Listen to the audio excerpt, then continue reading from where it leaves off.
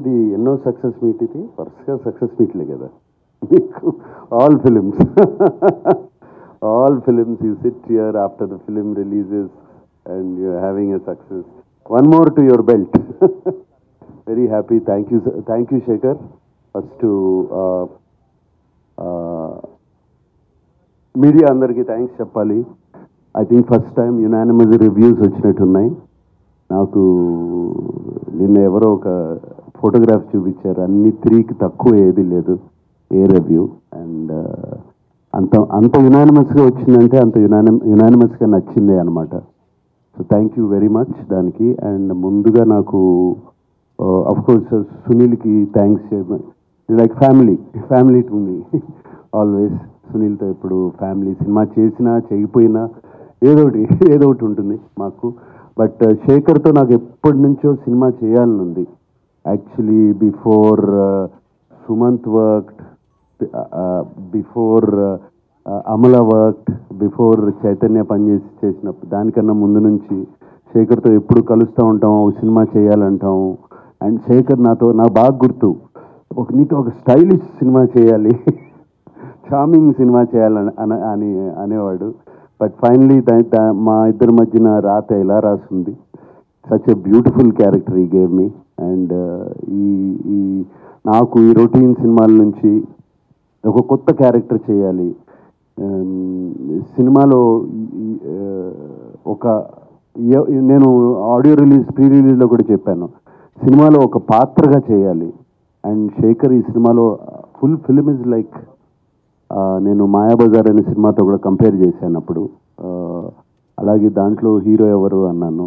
అలాగే మిస్సమ్మలో చూస్తే హీరో ఎవరు, గుండమ్మ కథలో చూస్తే హీరో ఎవరు, we don't know. It is only the director. And ఇప్పుడు కూడా చెప్తున్నాను, ఇది శేఖర్ కమ్ముల గారి ఫిలిం. ఇది out and out his film. ప్రాణం పోస్తారు ఈ సినిమాకి, నాకు తెలుసు. ఆయనే కాదు, ఆయన whole team. I know that whole team how much వాళ్ళు ఎంత క్లోజ్గా ఉంటారో.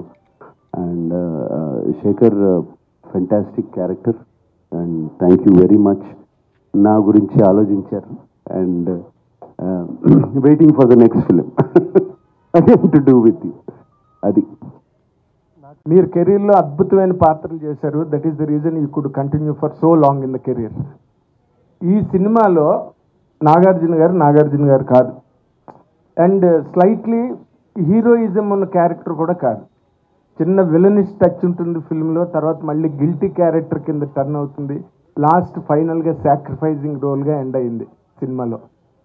మీరు ప్రధానంగా ఈ క్యారెక్టర్ని ఎంచుకోవడానికి కారణం ఏంటి? What is your personal experience as an actor who has done N number of characters in the career?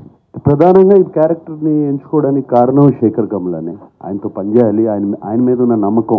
ఎందుకంటే ఆయన సినిమాలు అన్నీ చూశాను, almost everything I have seen. ఆయన క్యారెక్టర్స్ని ఎంత బాగా జస్టిఫై చేస్తారో తెలుసు.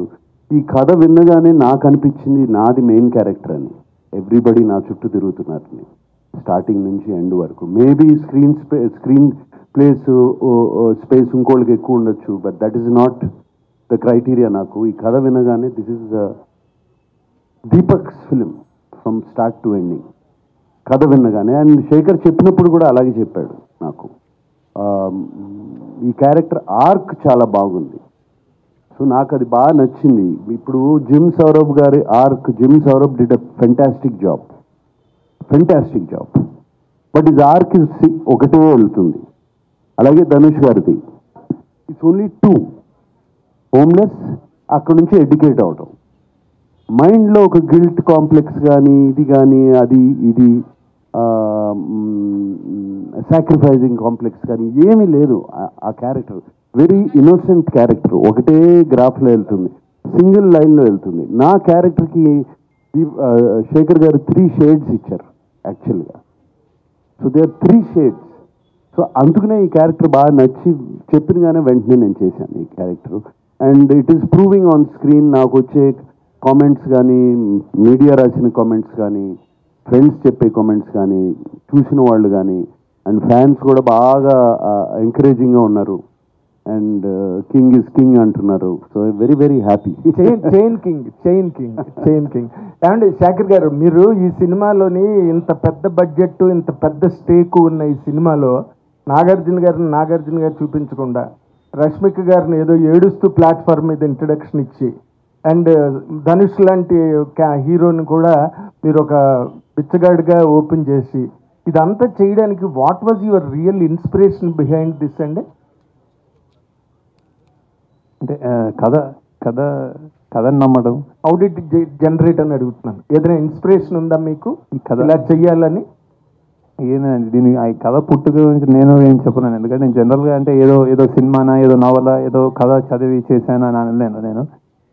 Something it occurred. ఏదో చాలా ఈ దేశంలో కానీ ప్రపంచంలో కానీ చాలా డిస్పారిటీ ఉంది.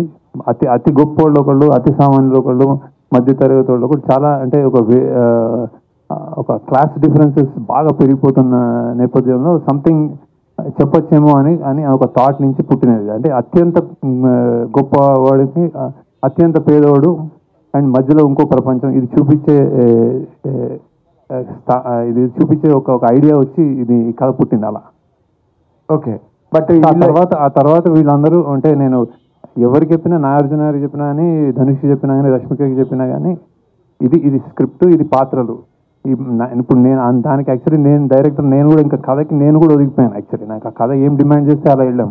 సో అందుకే నేను చెప్తున్నది షూటింగ్ కానీ, అందులో ప్రొడక్షన్ వాల్యూస్ కానీ, ఇది చాలా యూనిక్గా, చాలా డిఫరెంట్ ఎక్స్పీరియన్స్ ఎందుకు ఇస్తుందంటే ఆ కథ కావాల్సిందని చేస్తాం బేసిక్, అంటే ప్రతి ఒక్కళ్ళు ఇంక్లూడింగ్ మీ.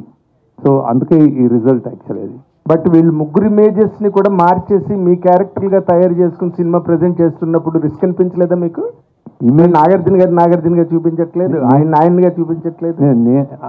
అదే అంటే అదే ఇమేజ్ అనేది స్టార్స్కి ఇమేజ్ అనేది అన్నమయ్య చేసినప్పుడు ఇదే క్వశ్చన్ నాగార్జున గారిని అడిగితే ఏం ఆన్సర్ చేస్తారు, అదే ఆన్సర్ అనమాట ఇప్పుడు బేసిక్ అదే. సో ఇమేజ్ అనేది పాత్ర నుంచి వస్తుంది. ఆ పాత్రని ఎలా మనం ప్లే చేసాము, దానికి ఎంత పబ్లిక్ ఎంత అభిమానంగా చూసుకున్నారన్న దాని మీద నాగార్జున గారు అన్నమయ్య అలా. సో నాగార్జున గారు శివ. సో పాత్ర నుంచే స్టార్డం పెరుగుతుంది, పుడుతుంది అని నా అభిప్రాయం. సార్ ఇప్పుడు తండే సినిమాతో చైతన్య కంటిన్యూ చేశారు, సక్సెస్. మీరు కంటిన్యూ చేశారు కుబేరాతోటి, నెక్స్ట్ లెనిన్తో కూడా. అంటే ఇది నామ సంవత్సరం అక్కినేని నామ సంవత్సరం అనుకోవచ్చేమో, నామ సంవత్సరం అక్కినేని నామ సంవత్సరం అనుకోవచ్చేమో. తండేలతో సక్సెస్, తెలుగు సినిమా హిట్ నామ సంవత్సరం. సూపర్. అయితే సార్ ఇందులో రష్మిక సాంగ్ ఒకటి తీసారు, ఇందులో చాలా బాగుంటుంది సాంగ్. అది రన్ టైం తగ్గించి ఆ సాంగ్ పెట్టచ్చు కదా. ఫస్ట్ ఆ సాంగ్ చాలా బాగుంది, అది పిప్పి పిప్పి డీమ్ డూమ్ అనే సాంగ్. యాక్చువల్ డ్యూరేషన్ అంటే అది సాంగ్ ఉండి తర్వాత తీయలేదు మేము. అది ప్రమోషనల్ సాంగ్ ఏదైనా చేద్దాము అని ఒక నార్త్లో ఇప్పుడు పాన్ ఇండియా సినిమా అనుకున్నప్పుడు కొన్ని అలా చేస్తూ ఉంటారు వాళ్ళు బేసిక్గా. సో అలా స్టార్ట్ అయ్యి కానీ సినిమా పేసింగ్లో అది అడ్డుపడుతుందేమో అనుకుని మేము పక్కకి జరిగాము. సో ఇప్పుడు వేరే మంచి సీన్ తీసి పెట్టేయడానికి సినిమా నేను అంత లూజ్గా రాయనండి. అంటే ఎక్కడ తీసేయచ్చు, ఎక్కడ పెట్టేయచ్చు అని జరగదు. ఒక్క సీను, ఒక్క డైలాగ్ తీస్తే సినిమా ఉండదు. అలానే రాస్తాం మేము బేసిక్గా. సో అంత ఈజీ కాదు. అంత ఈజీ అంటే నాకు హ్యాపీ యాక్చువల్లీ పెట్టేద్దామని. అవును